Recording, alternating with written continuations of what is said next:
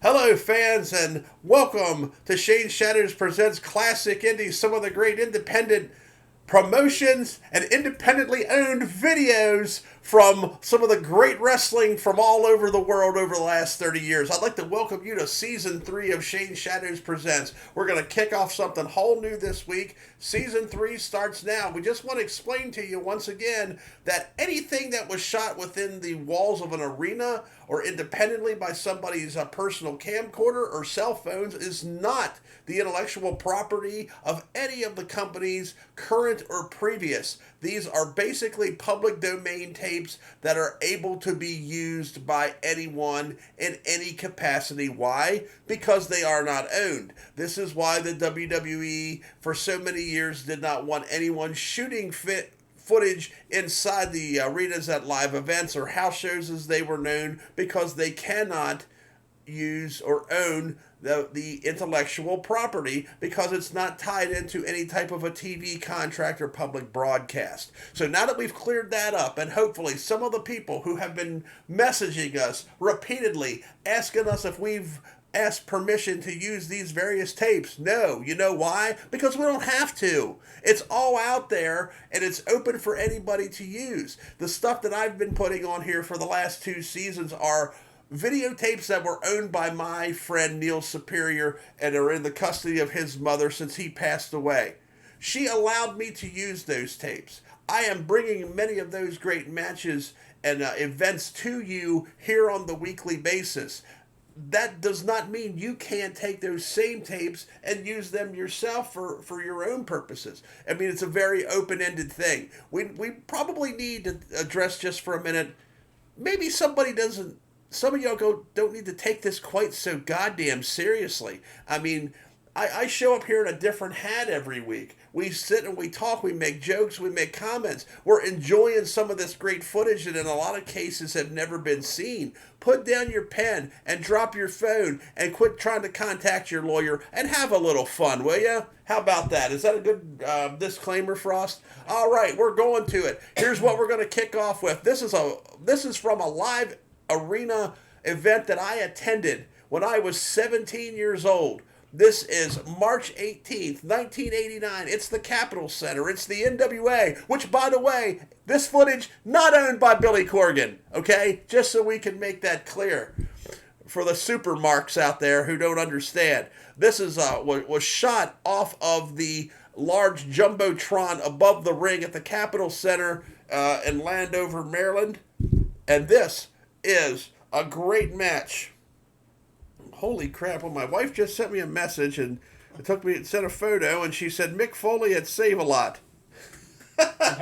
Nah, wow. Yeah, too bad. I mean, we probably can't get it, but she can't get it, but it's funny. She make a joke. Good stuff, honey. Now, at this point in time, go ahead and start the tape. Gary Michael Capetta is your ring announcer. At this point in time, me and my carload of friends driving in my 1971 Pontiac Le Mans, we blew out a tire on 495. Well, we were about to blow out a tire on 495, and we had to pull off to a gas station. The old 71 Pontiac Le Mans was a V8, big 4 doors. I mean, I think we managed to pack like 8 people into the car.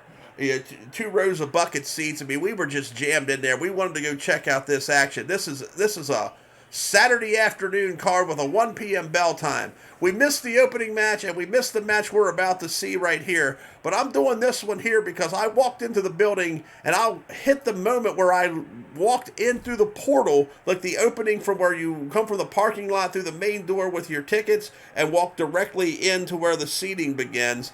I will tell you the exact moment in which I walked into the building. So I'm on my way to the building as we speak now after a bad tire. And on his way to the ring, one of my all-time favorites, ladies and gentlemen. One of the absolute best. There he is, Captain Redneck Dick Murdoch.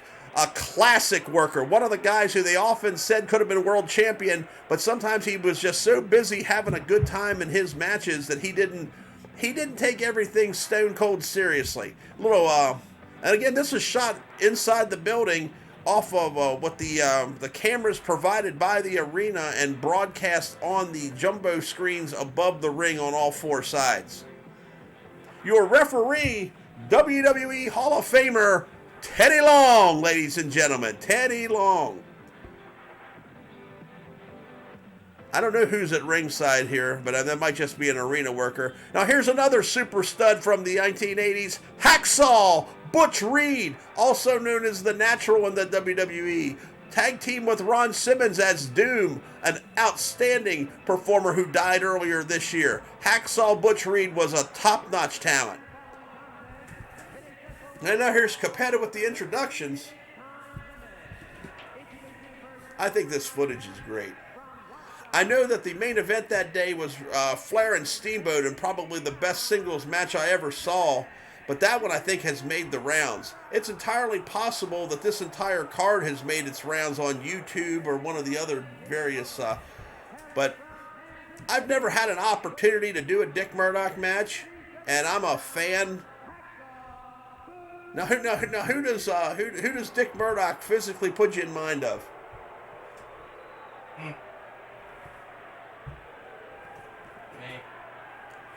My skills just always call me that. You strong resemblance to Frosty Rob, Captain Redneck, Rob Wells to my left here. Teddy Long would later manage Butch Reed as part of Doom, but this is about 2 years prior to this. Teddy Long is probably just weeks away from the controversial involvement he had in the Road Warriors Rotundo and Steve Williams match that was on a Clash of Champions, which led to him becoming a manager from being a referee. Oh, the Sheik's down at ringside here, and I don't mean the Iron Sheik. This is how much fun fans used to have at the arenas. That's not one of your guys, is it? No. Yeah. Teddy's checked Butch's boots here. Bringing them to the center. Going to go over the instructions here real quickly. I think this one's one fall with a 15-minute time limit. Second match of the afternoon. These guys would later on... This is one of those things that's lost, too, by the way. What, the afternoon? No, the referee's instructions. Oh, well, that's true. The only people who are still doing afternoon cards are us. You know? And we'd like to thank everybody who attended our great summer tour of various different stops. I mean, of course, now we're several weeks past Labor Day, so our season is done here at Championship Pro Wrestling. But we'd like to thank those of you who attended and had a good time, from Riverbend Park to Fort Ashby, West Virginia, to Petersburg, West Virginia, all 20 of you that came. And we may be bringing you one of those matches, like we'll call it an instant classic here in the coming weeks from one of our summer events. Just to, look at these two. They're like rams locking horns here. Reed with the strength advantage. I mean, Murdoch doesn't look like much of an athlete, but he absolutely is one, with one of the best 6-inch punches I've ever seen in wrestling. But look at him. He's getting all worked up and stirred up, and that's part of the fun and part of the entertainment value of Dick Murdoch.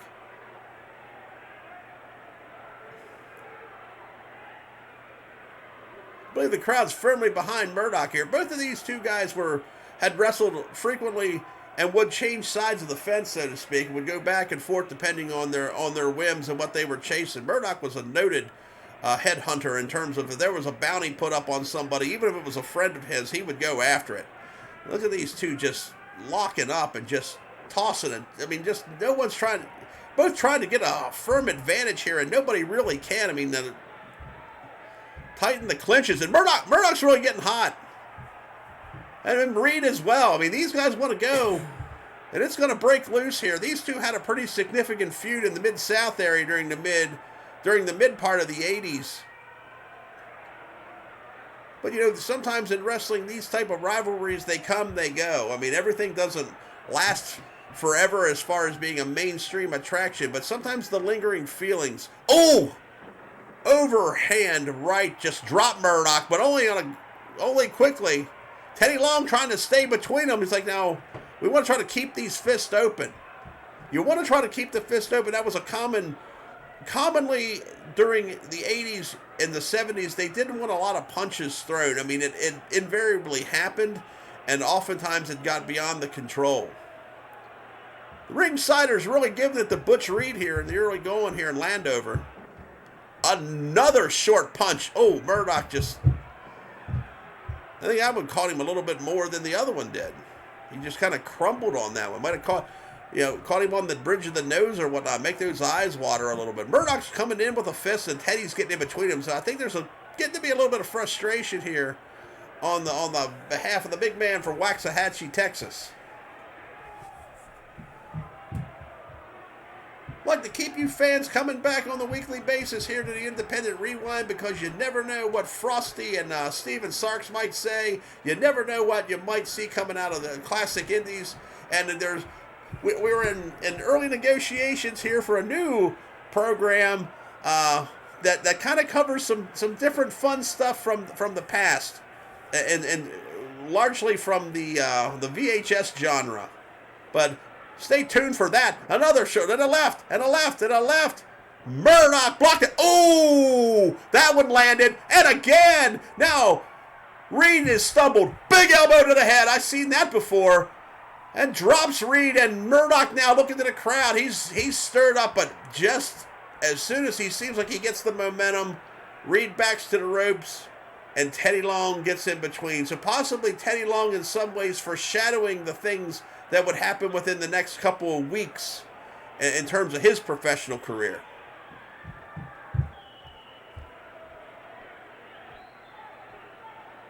I hope you're still enjoying all these tapes, fans. Kicking off season 3 here with something a little bit different. Once again, property not owned by the WWE, the NWA, the AWA, the NAACP, MCI. Yeah. MCI, RCI, Sony, Betamax, MGM, Disney, the Ku Klux Klan. Nobody owns this. We're having fun with it. Enjoy the matches. And if you don't enjoy the matches, I don't know what to tell you. See you later.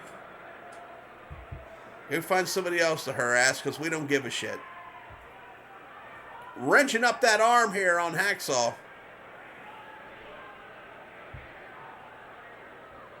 I never really felt like Butch Reed during his WWF run really truly got connected. Blocked that one, and another one. Oof. Reed doesn't know where he is. And Teddy's giving him, he'll throw this thing right out of here.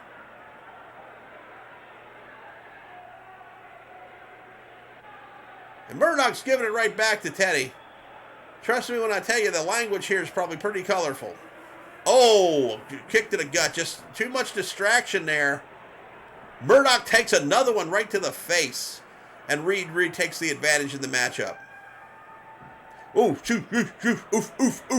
oof. Look at the camera getting in there close. Good work by the Capitol Center crew here. I always considered the Capitol Center to be my home arena. Now we did have two different.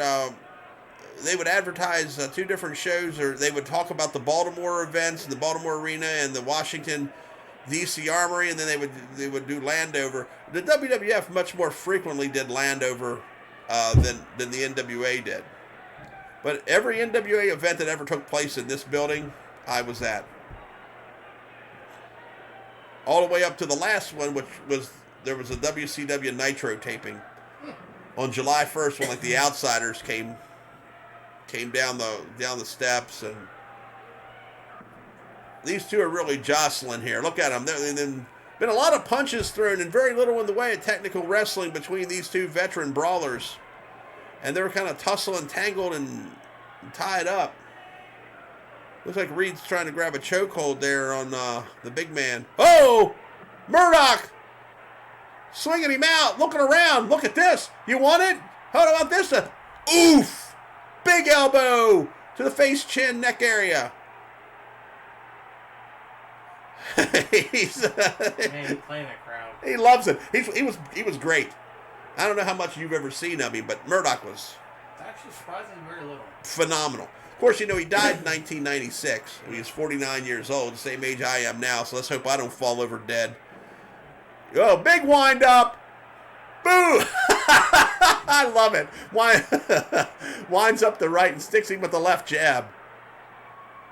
Sugars him. 1, 2. He's out of there. It's a 49, it all depends on the lifestyle. Yeah. Oh, dumped him out of the ring. Yeah, and Murdoch was a drinker. He was, he actually, after his full-time wrestling career was over, he had a kind of something of a celebrity endorser deal with Coors. Because he was a big Coors drinker, and he was from that West Texas area, over in the Colorado, and Coors was based there as a corporation. So they gave him they gave him an account. They paid him and gave him an expense account where he went into different places and drank Coors with people and talked about Coors. No shit. Of course, he was running some. Dream. Yeah, getting paid to drink. Oh, snap that neck.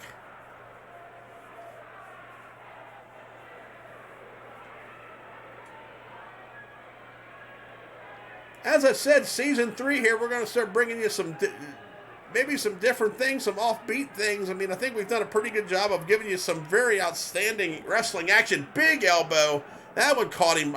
Ooh. And again. Oof. Butch is bringing it now with these elbow drops. And a cover. 1, 2. Kick out by Murdoch.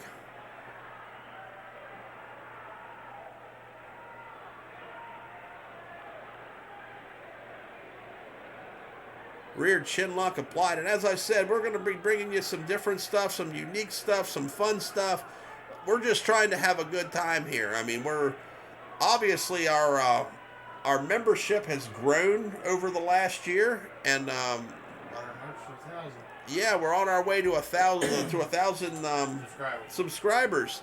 So, and that's the stuff that Frosty and Steven do here. I'm a content provider. I'm part of the entertainment package that you see here on a weekly basis on the Independent Rewind. But we're trying to get to 1,000 subscribers here who are enjoying what we're bringing to them. Some of the tongue-in-cheek stuff and some of the classic stuff. We're going to bring you some instant classics. We're going to bring you some. It's all tied into the independent theme of the Independent Rewind here. As Murdoch fights his way up off the deck, up to his knees as Hacksaw wrenching up, and you can see the traps and the muscularity here of Reed just leaning in on Murdoch, squeezing his head and squeezing his neck. Murdoch's gonna check this out as Murdoch has forced his way up the turnbuckle. And it gave him a bit of a leverage advantage here. There it was. Absolutely it did. And that gave him an opportunity to drop one in on Reed. This has been the opposite, in my estimation, of a pretty wrestling match. Mm-hmm. But this has been a fight. This has been absolutely a fight with some good, funny entertainment value to it. But you cannot see anything in this match that doesn't indicate to you that these guys are not seriously fighting with each other at some level. Downstairs to the breadbasket by Murdoch, and again, trying to weaken him. Third time. You've seen the strategy here. I mean, this is the old pros call this, they call this type of match just chopping meat. You know, when you just go out here and throw punches and chops and kicks. When you're just, I mean, it's just down and dirty. Chopping meat, ladies and gentlemen. Let's get out here and chop meat. I've heard that term. And the people are 100% in. They're invested in the match. Not in maybe in a rabid way, but they're paying attention. Look at this. An inside cradle. Couldn't quite get the job done there on Reed.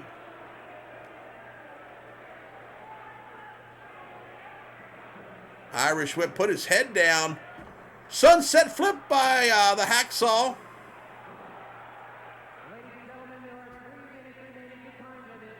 Well, nice tackle. If you may have heard Capetta in the background, 3 minutes left. Oh, that one caught him. That one caught Reed good.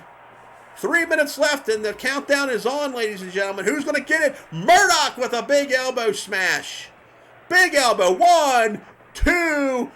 Kick out. I don't know. Teddy might be a little slow on that one. Teddy Long may be a little slow on the count. And a headbutt to Murdoch. considerable belly, and a right hand uppercut shot.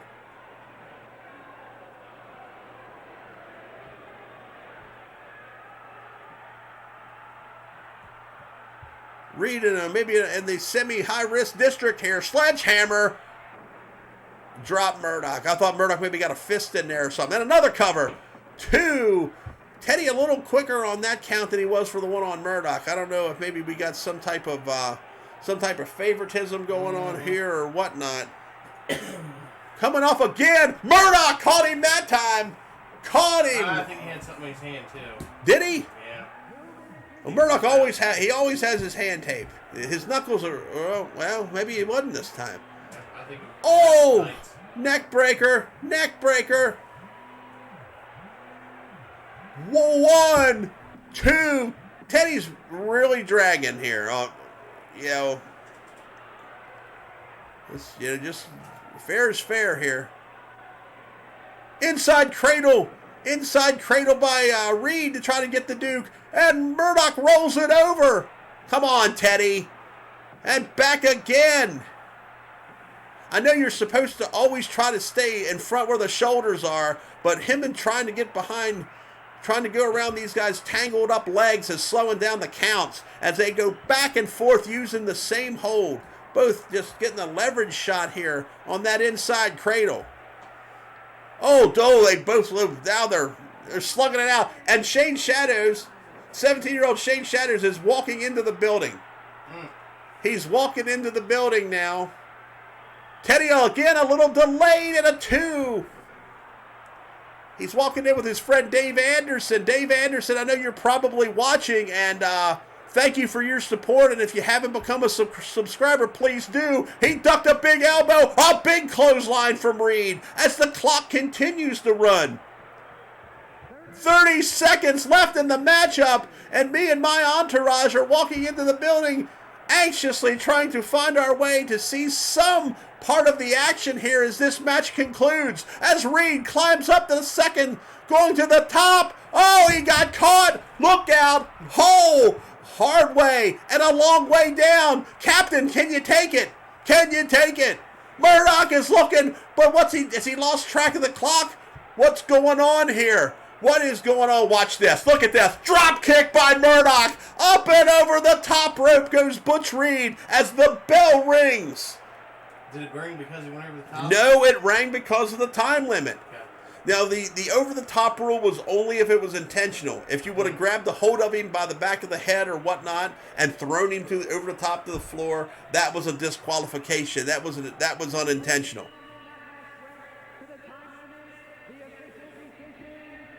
A draw here as the time limit expires after the captain with something that's been lost for time too, by the time limit draw. Yep, absolutely.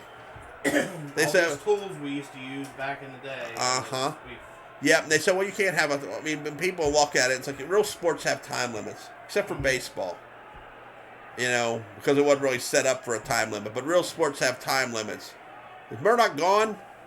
I thought maybe does the fight continue? I think he's out here. Reed is putting it on Teddy a little bit, and I don't know if he really should. If he goes back and ever watched the tape of this match, I would say that Teddy strongly favored Butch Reed in all the moments that were important in this matchup, in the clinches and the breaks, and especially on the pinfall covers. So I think that's gonna do it for this one. Capetta's in the ring and is ready for the next matchup, which is. We may bring you some of these other matches on later on down the line. What a great afternoon of exciting wrestling action this was. But I wanted to bring you this match mainly because, well, number one, I think it's entertaining, and hopefully you'll think it's entertaining. And I always wanted to do a Dick Murdoch match, and this was my best opportunity. So we're going to take a break here. We're going to see you next week as Season 3 continues of Shane Shatters Presents Classic Indies. Thanks for tuning in, everybody.